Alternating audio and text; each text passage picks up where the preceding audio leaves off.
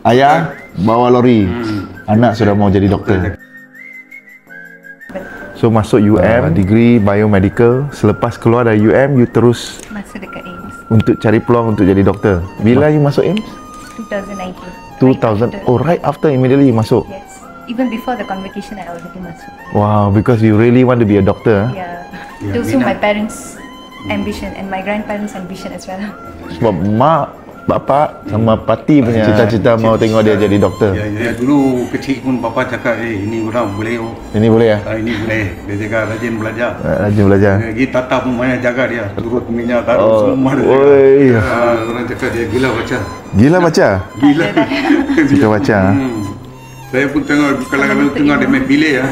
Semua taruh dia Dr. Saundria. Dia punya cita-cita very berdedikasi. Kita ambil bapa semua pemotong getah punya orang. So, saya kasih dia orang belajar. So, Tata pemotong getah. Pati pun potong getah. Ayah bawa lori. Anak sudah mau jadi doktor. Saya difahamkan dia kurang lagi 20,000. So, kalau tak bayar tak boleh do exam. Ni rugilah semua. Dean list A semua sudah rugi.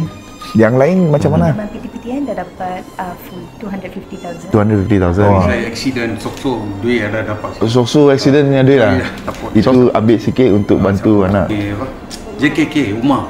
Umar. Kita cari YB. Sini Pematang Pau punya orang suruh pergi cari sama Bukit Mentajam punya YB. Cakap sini YB faham lah. Okay. When you become a doctor, you help others. Sure. This is a book that I written. Heart of Service, The Untold Story of Dr. M.P.L. Yegapan, the first private medical doctor in Bukit Mentajam.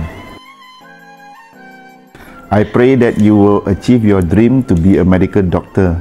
And when you have achieved your dream, may you serve others to help them achieve their aspirations too. Okay. Thank you. Romba thanks. Okay. All the best. Okay. Okay. Terima kasih. Okay. All the best to you. Thank you. Aka, thank you very much. Very happy you have a very good daughter.